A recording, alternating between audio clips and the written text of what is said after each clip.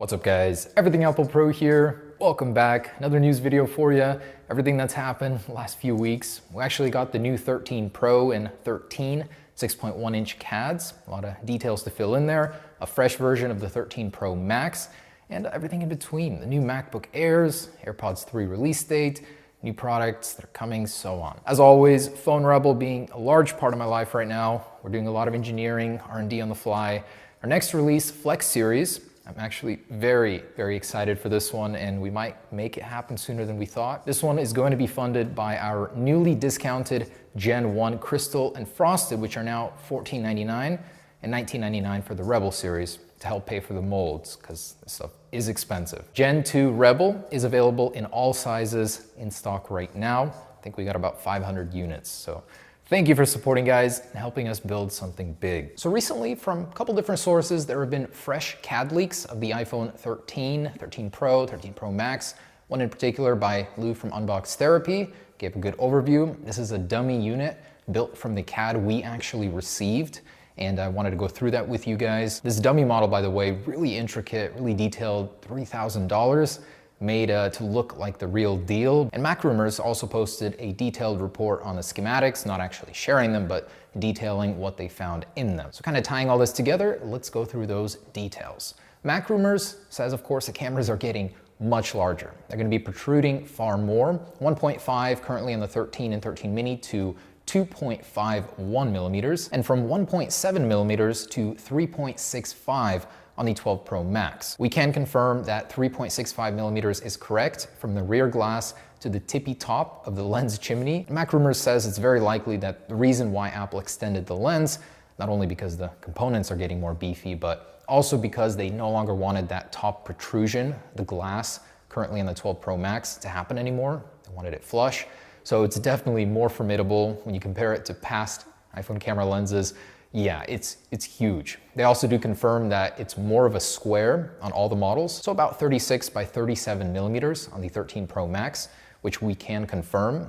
And a little detail I thought I'd throw in, so the 13 Pro lens is going to be ever so slightly smaller by about half a millimeter versus the 13 Pro Max. I'm surprised how similar they got them. The LiDAR sensor is about 0.2 millimeters smaller, so all in all, they try to get it as close as possible. A new detail that MacRumors claims is that the body thickness will be 0.17 millimeters thicker on all the 13 lineup. Now with our CADs, we have to disagree and say that it'll be 0.26, as Makatakari detailed earlier, making the overall thickness 7.65 millimeters. So this combined with the larger lenses means no, your old cases likely will not fit. And of course, Apple needed to put in a bunch more tech, battery life, better thermal cooling to make the 120 hertz displays possible. So it's not like they're doing this just because they want you to buy a new case. It's actually needed for the tech inside. Latest confirmation by Ross Young says, yes, we are getting 120 hertz on both Pro models. Apparently previously it was up in the air whether or not we would see it on the 13 Pro, but he says that yes, Apple was able to make that happen, likely in part to a lot of the miniaturization we're seeing inside. The latest one that we learned about is the Face ID sensor. Digitimes reports that thanks to a reduction of 40 to 50% in the VC cell sensor of the Face ID system, Apple was able to achieve that smaller notch. And by the way, got my hands on the 13 Pro Max screen protector, was able to apply it to my 12 Pro Max to give you a little comparison here. And it's not a substantial difference, but definitely some girth removed from that notch. Looks more pleasant overall, a little bit more screen estate.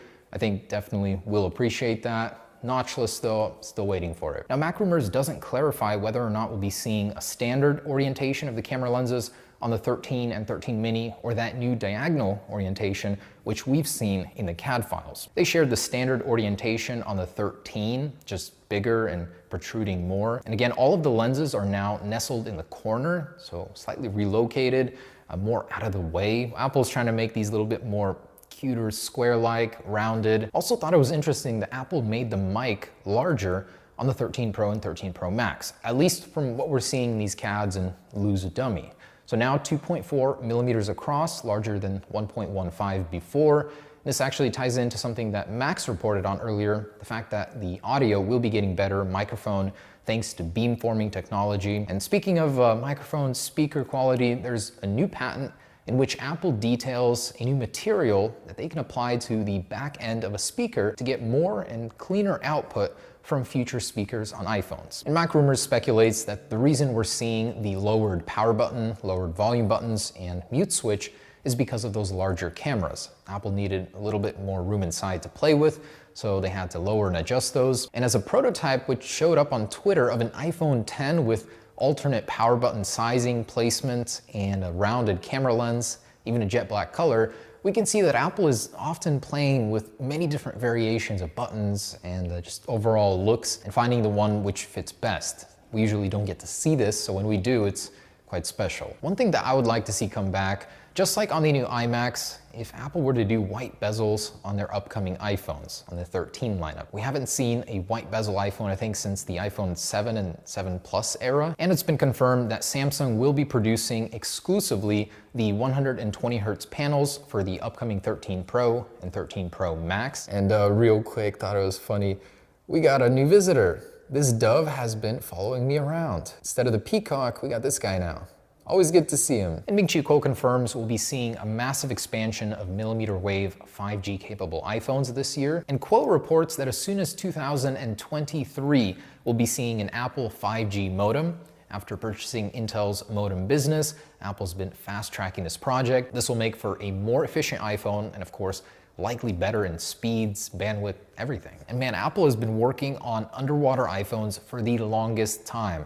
Now, more patents showing various things from a shark mode to an interface that works underwater and a system that detects as soon as you become submerged underwater or partially submerged, giving you different options for both. As someone that lives in the Pacific Northwest with rain, it can destroy your user experience.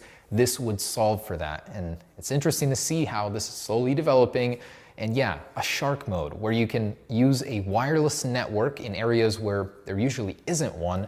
And for things like warning someone on a boat that there's a shark next to you. Apple's also experimenting with the Mac Pro cheese grater lattice design for future iPhones, both internally, maybe even an external shell. Not sure how good of an idea that would be with crud getting stuck in it, but they say that it will help with heat dissipation, something that is the topic of the iPhone 13 with the new vapor cooling chamber technology. Also, an interesting patent Apple is working on is Face ID heat mapping. So in 14.5, they added the ability to unlock with your Apple Watch on your wrist. Now, Face ID will be able to actually map the heat signature of your face, and one that's linked to you will help unlock your phone with a mask on faster or more reliably, safer too. And Apple continues to work on Apple Pencil patents, which work on the iPhone, the subject of many Apple leak myths for many years. Apple is working on it. Will they ever release it like any of these patents? We don't know, but it always starts with a patent, and as technology evolves, whenever they feel that it's time, they can call that into existence. And Ming-Chi Kuo delivers an update on the mythical flexible iPhone. This time it's an 8-inch device with a release date in 2023. This will be a QHD Plus flexible OLED display with a nanowire touchscreen interface. And from John Prosser, we got our first look at the new MacBook Air lineup, which also follows the new iMac color scheme somewhat. He was actually very close on that one. Gotta say, that guy is killing it.